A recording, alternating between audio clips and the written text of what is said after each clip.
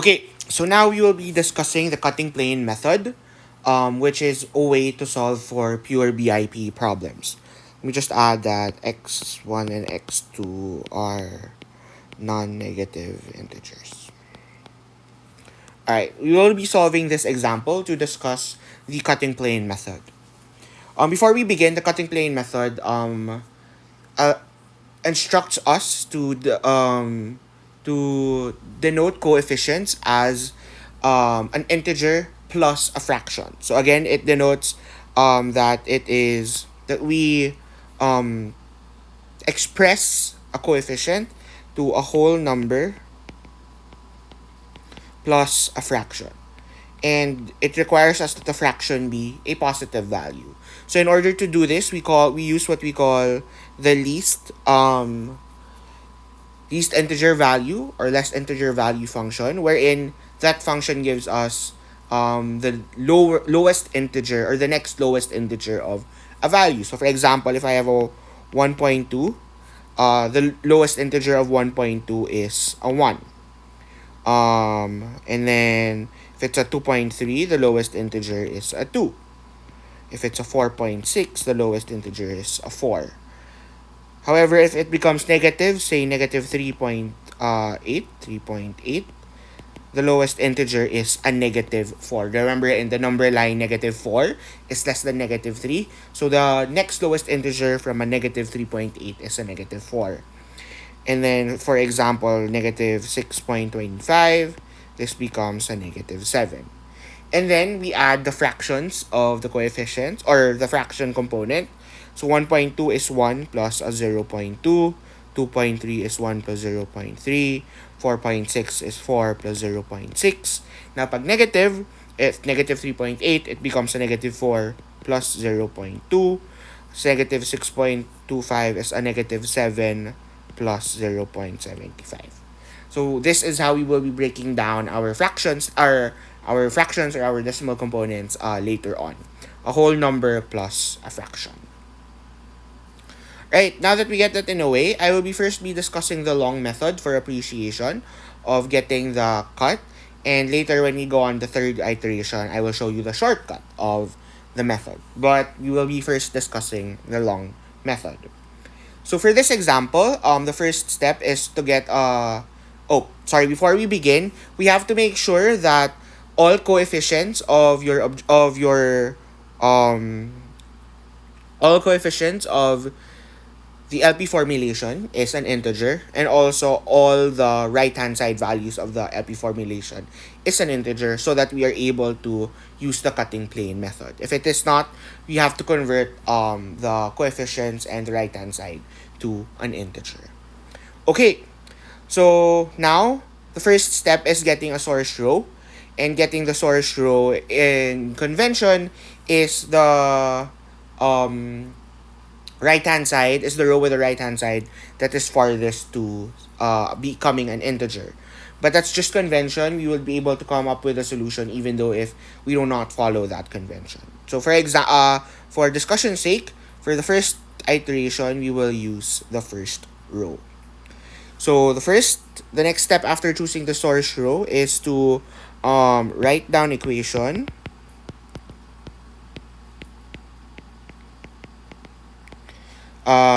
separating coefficients by whole number or by integer plus a fraction. So for x2, that will be, oh wait, something's wrong with my objective function table. This shouldn't be that. It should be this. There you go. Alright, so for the x2 row, it will become, so 0, x1, we can skip that. So we will have a 1. We will have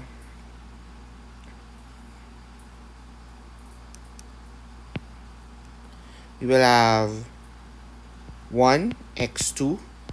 Then for s1, that's a 0 plus 0.8 s1 plus a 0 plus 0.1. Sorry, s1 should be outside the brackets. 0.1 S2 is equal to 3 plus 0.5. Next, isolate integer coefficients.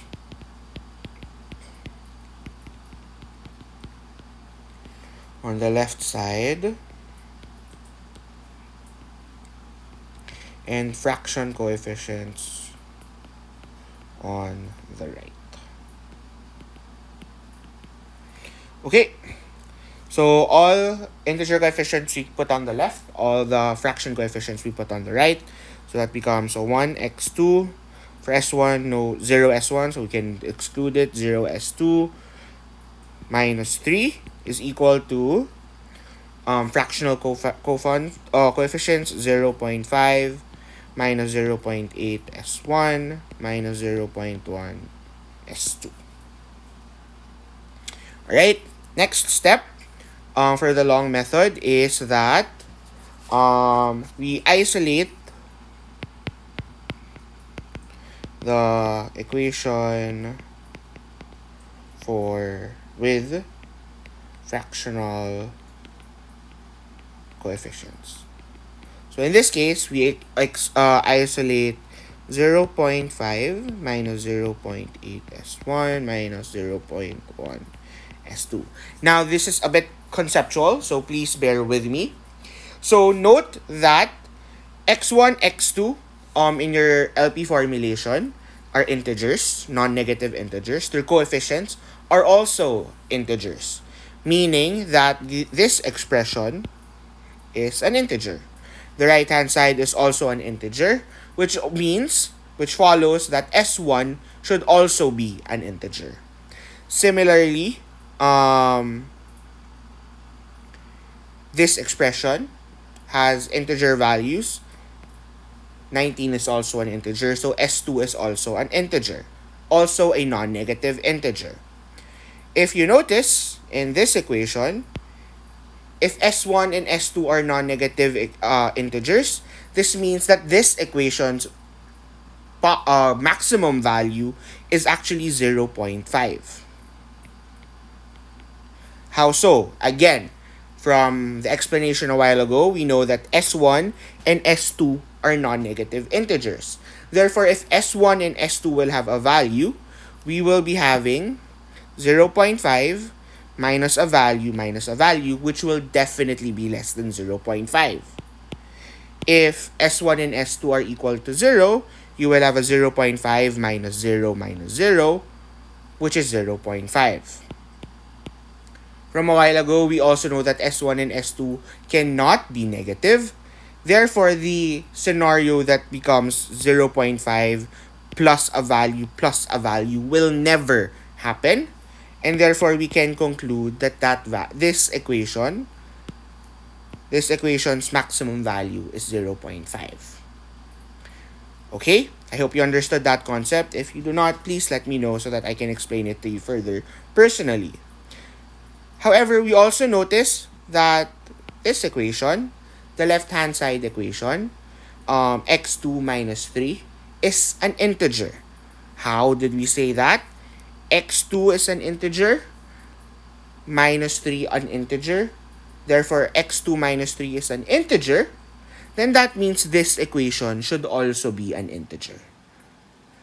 This equation is simply this equation, which means that this isolated equation should also be an integer.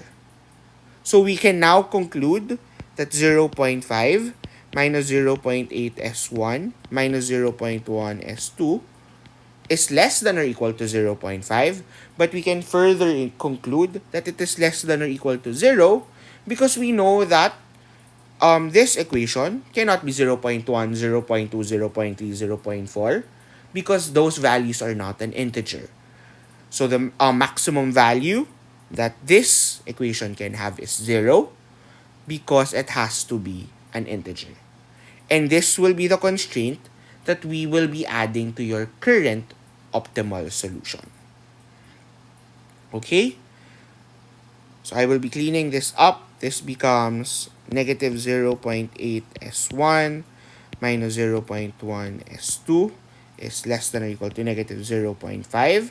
Let's add in a slack variable negative 0.8 S1 minus 0.1 S2 plus slack variable C1 is equal to negative 0.5.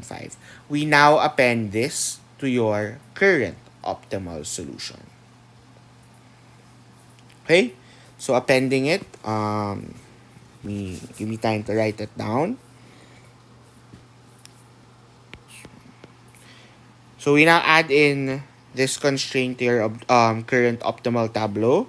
So we have a C1, 0, 0, negative 0.8 S1 minus 0.1 S2. C1 becomes 0, 0, 1, negative 0.5. From here, we do your dual simplex.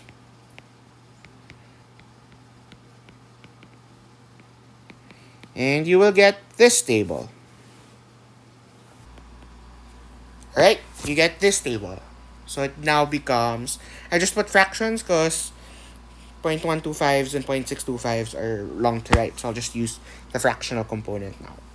Alright, so it's still not an integer. So we continue with the cutting plane method. I will now use this as your source row. I forgot the right hand side again. I will use x1 as your source row. Okay, so let's do the first step. So let's write the equation. So you get x1 plus 0 plus 1 over 8 s2. Now, notice that it's a negative 1 over 4. So again, if you remember the exercise a while ago, if it's negative, so this becomes negative 1 over 4 is negative 0.25. So this becomes negative 1 plus 3/4. C1 is equal to 13 over 8 is 1 plus 5 over 8. Isolating the integers on the left and the fractional parts on the right, I get an x1 plus 0 s1 minus c1 minus 1 is equal to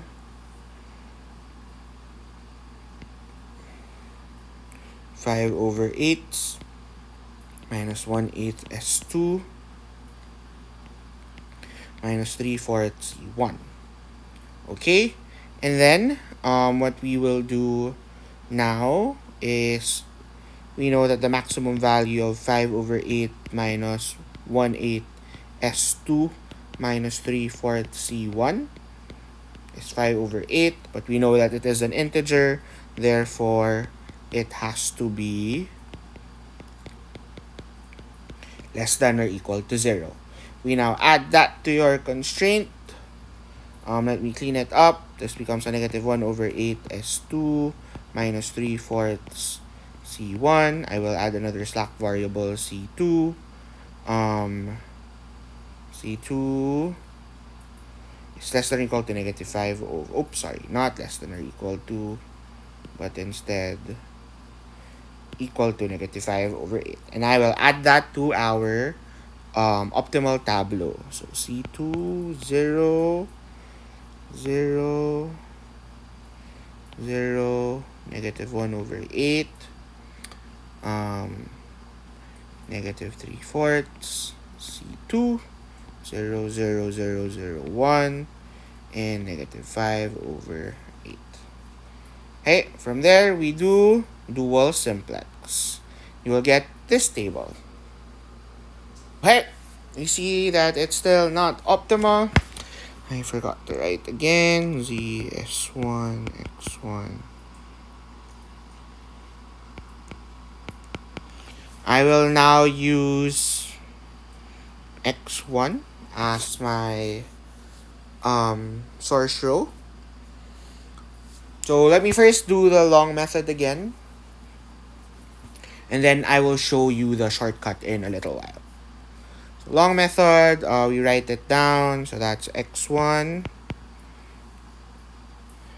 plus 0 plus 1 over 6 S2 plus 0 C1. Negative 1/3, so that's a minus 1 plus 2 over 3. C2 is equal to 11 over 6 is 1 plus 5 over 6. Integers on one side, fractions on one side, so that's x1 minus c2 minus 1 is equal to 5 over 6 minus 1 over 6 s2 plus 2 over 3 c2. And moreover, we get 5 over 6 minus 1 over 6 s2 plus 2 over 3 c2 is less than or equal to 0, which we already know. And then cleaning this up, it becomes a minus 1 over 6 s2. Oops, sorry. This should be a negative 2/3. So that's minus 2, oopsies, minus 2 over 3 c2 plus c3 is equal to negative 5 over 6. So we add that now to your constraints. 0, 0, 0, negative 1 over 6, 0, negative 2 over 3, c3, 0, 0, 0, 0, 0, 1, negative 5 over 6. Now, that's the long cut. The shorter method is simply this. So again, your source row is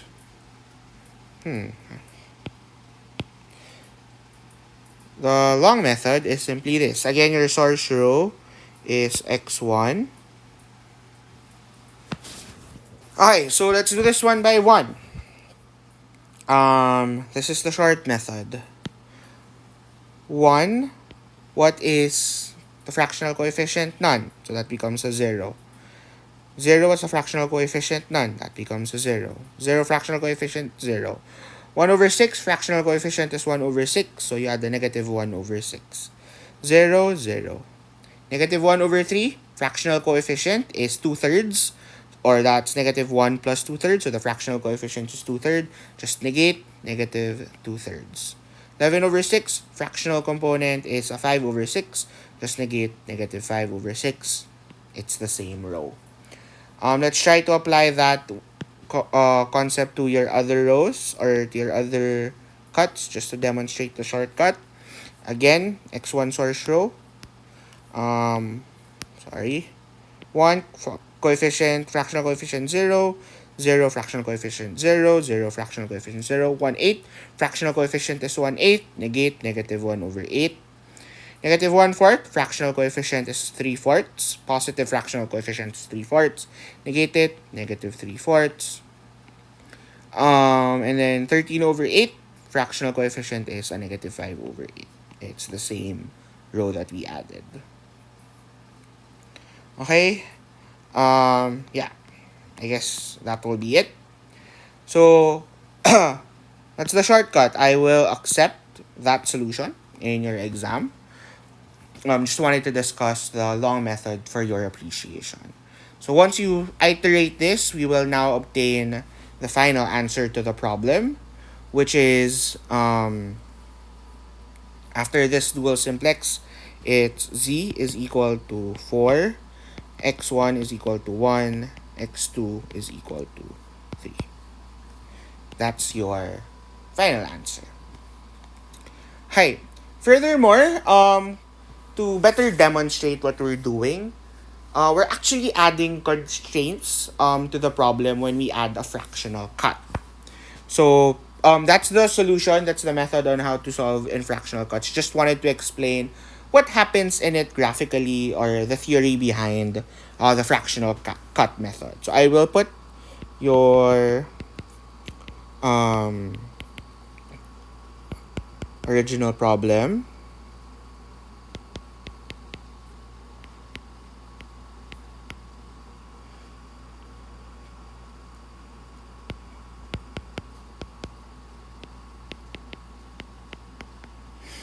Okay, so this is the original problem. And what happens, or from this original problem, we can denote that S1 is equal to 2 plus X1 minus X2. Remember, we just add an S1 here. And then when we get the value of S1, it gets us that.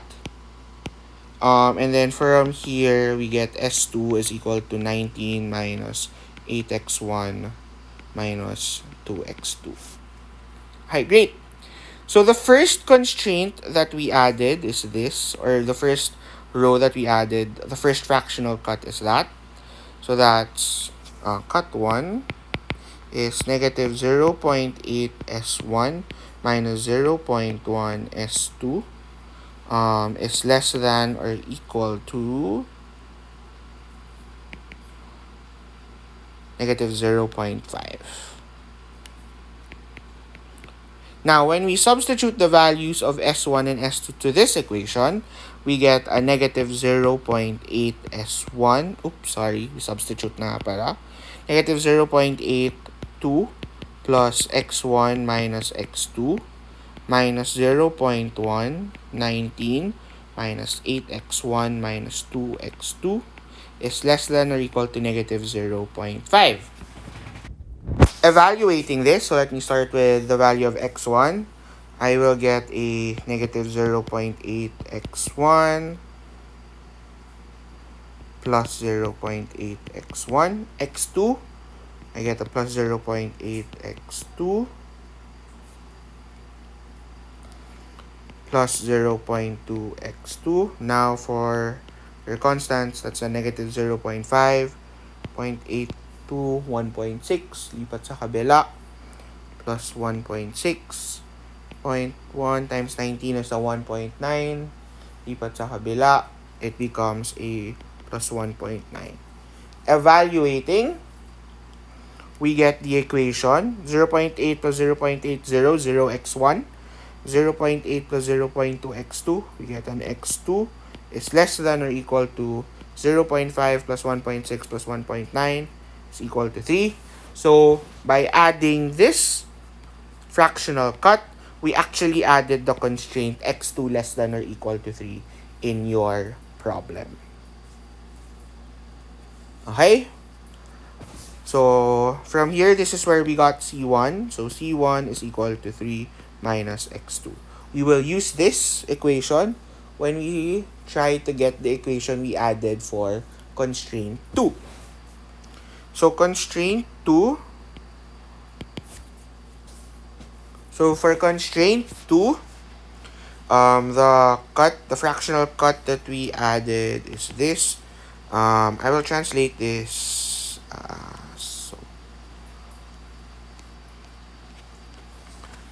Negative 1 over 8. Hindi ko na maalala.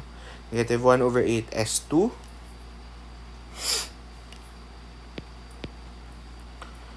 Negative 1 over 8 S2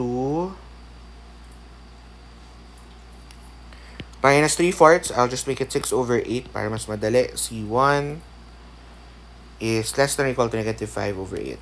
It's less than or equal to negative 5 over 8.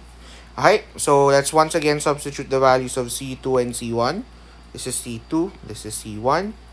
So we have a negative 1 over 8 S2 is 19 minus 8x1 minus 2x2 minus 6 over 8 C1. So that's a 3 minus x2 is less than or equal to negative 5 over 8. Evaluating, let's start with x1. So I get a positive x1 plus 2 over 8 x2, no x1 here, plus 6 over 8 x2 is equal to negative 5 over 8 plus 19 over 8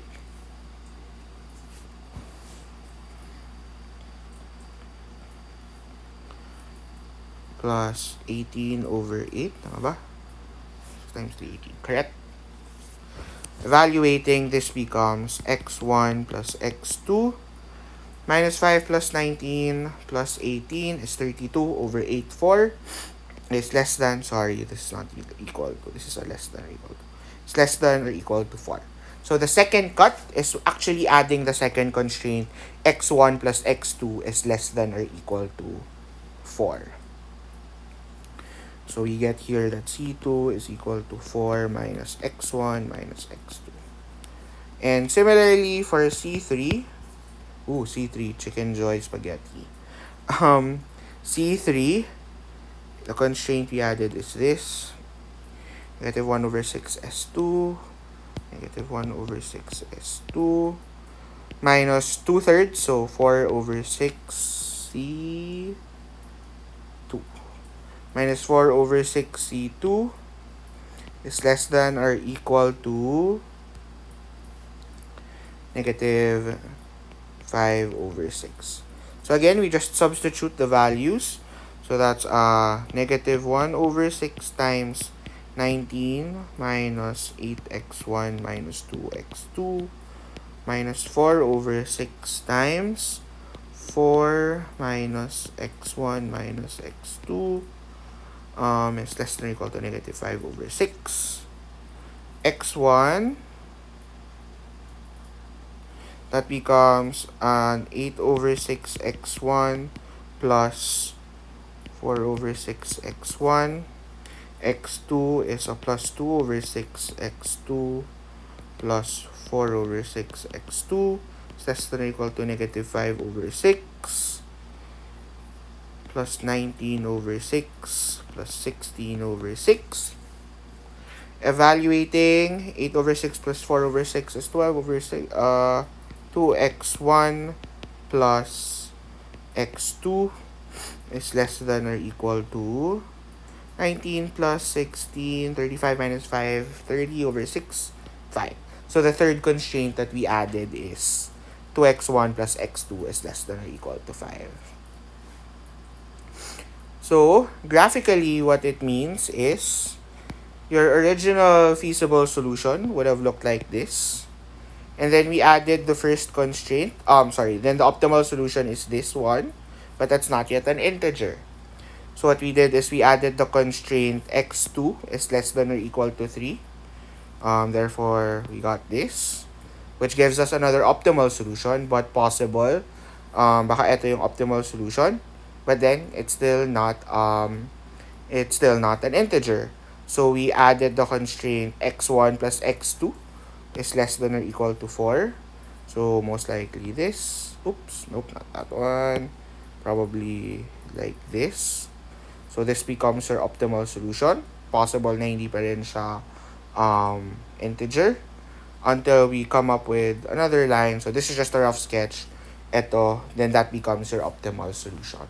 So that's the possible na nangyari. That's what, again, rough sketch, not the actual graph. But that's what the cutting plane method does, is to keep adding constraints until you get a solution that is optimal. So little by little, nagtatanggal tayo ng area ng feasible region until we get the optimal solution. So there, that's how you do the cutting plane method. So if you have any questions, please let me know. And good luck. If you want to take an exam, just let me know. Good luck.